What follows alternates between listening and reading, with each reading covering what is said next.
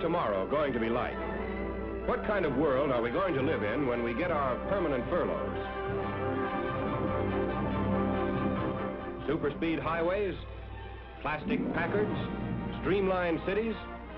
What does the future hold in store for us?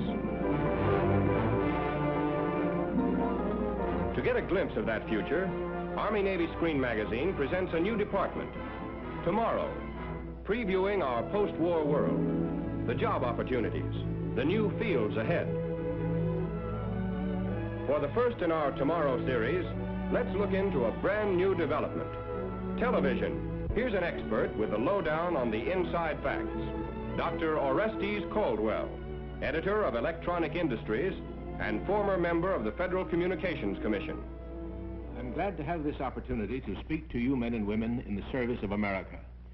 I believe in this world to come. I think it's going to be a pretty good world.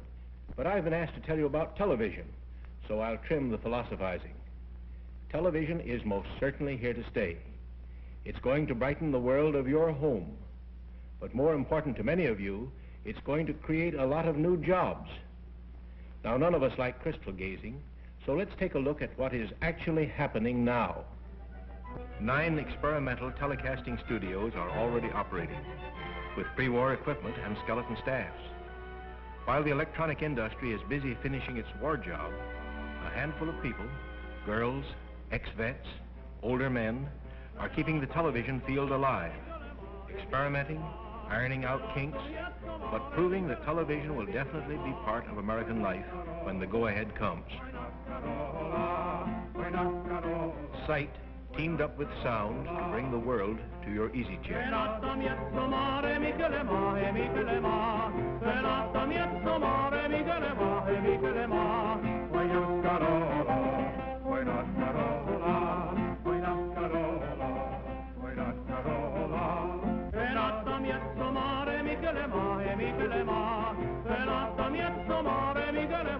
Telecasting studios will be a combination of Broadway and Hollywood, and you'll get the best of both for the price of your television set and a few cents worth of electricity.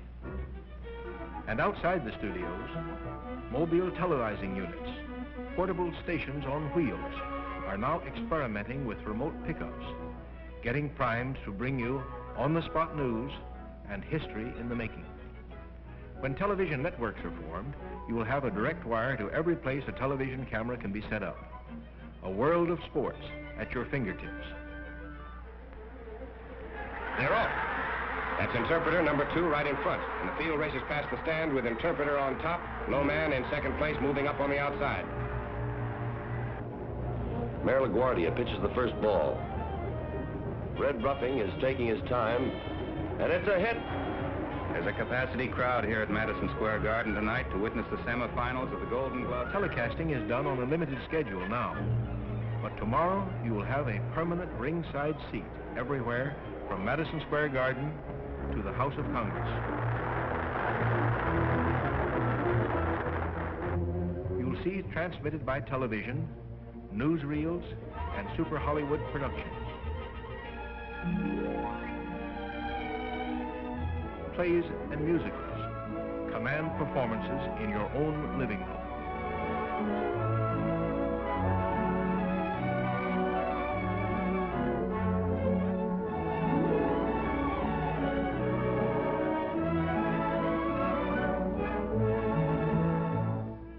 These men at Halloran General Hospital, where there are 100 sets, can tell you television is here to stay. Even now, without the technical improvements that will come after the war, the television picture has the quality of a good home movie. The pre-war models in use today have a small screen, but here's a practical working model with a 16 by 22-inch screen that goes into production just about the time you're being measured for civvies. This is NBC, the National Broadcasting Company.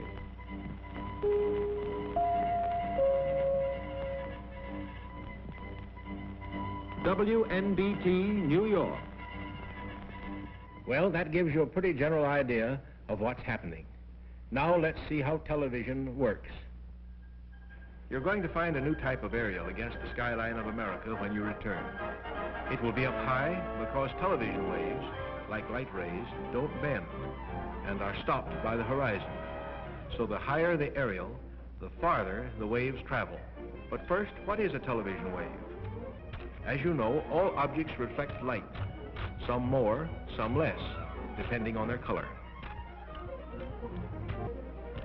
The white jacket of these fencers is reflecting more light than their dark trousers. The television camera lens, like an ordinary camera, picks up these differences in light and shadow. Only instead of film behind the lens, we have the iconoscope, familiarly known as Ike. The camera plate of the iconoscope is made up of millions of sensitive electric eyes. These eyes pick up electric impulses from the object being televised and form a picture which is then transmitted as separate electric impulses from the camera plate to the receiver screen. There the impulses are converted back to pinpoints of light and shadow to reform the picture on the screen.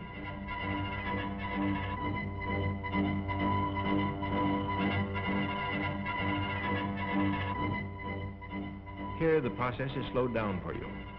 Actually, the impulses travel from the camera to the receiving set at the rate of 4 million impulses a second, forming the picture in motion.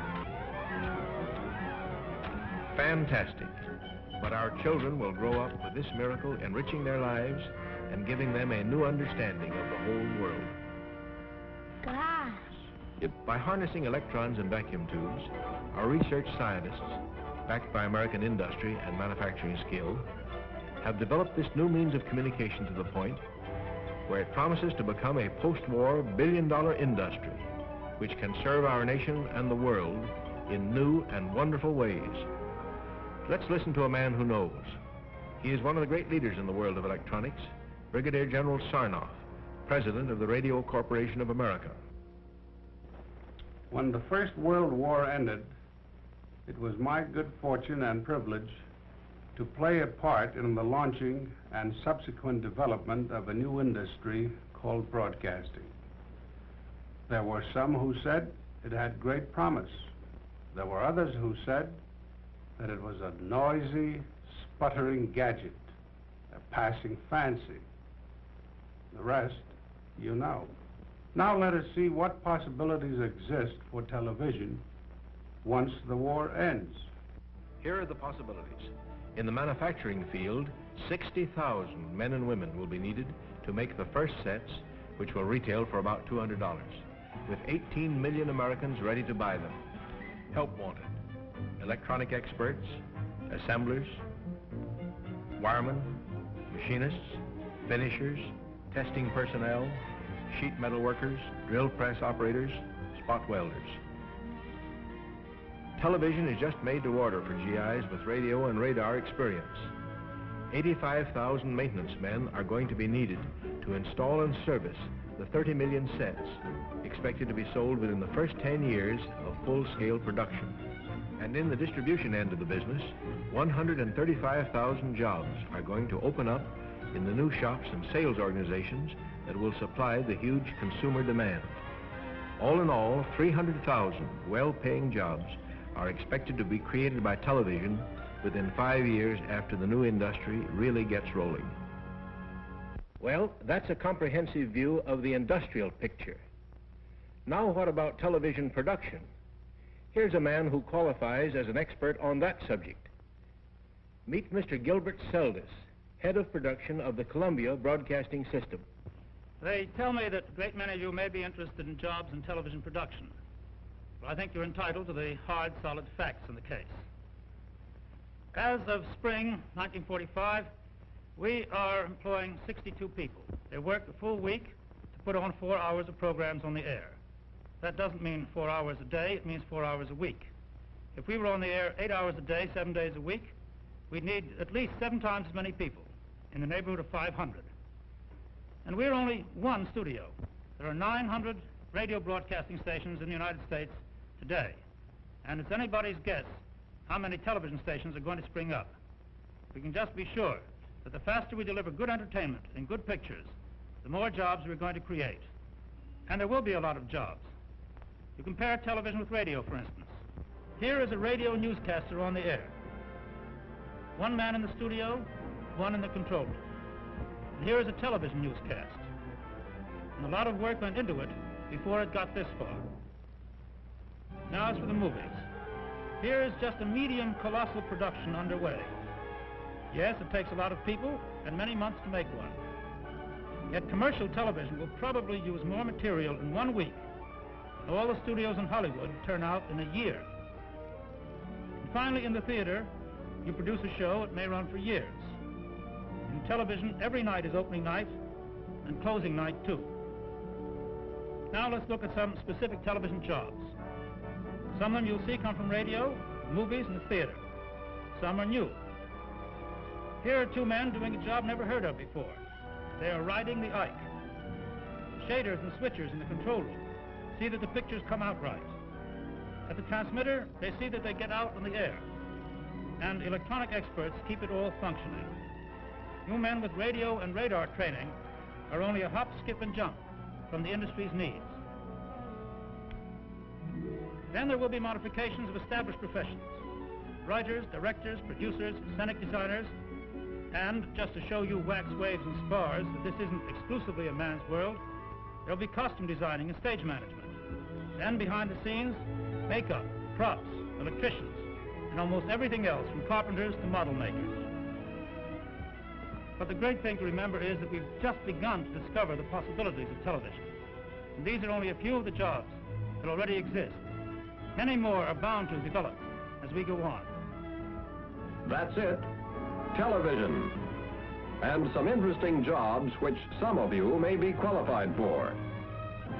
But more than that, television can be the window to the whole world, a medium through which the United Nations can better understand each other and live together in the world of tomorrow.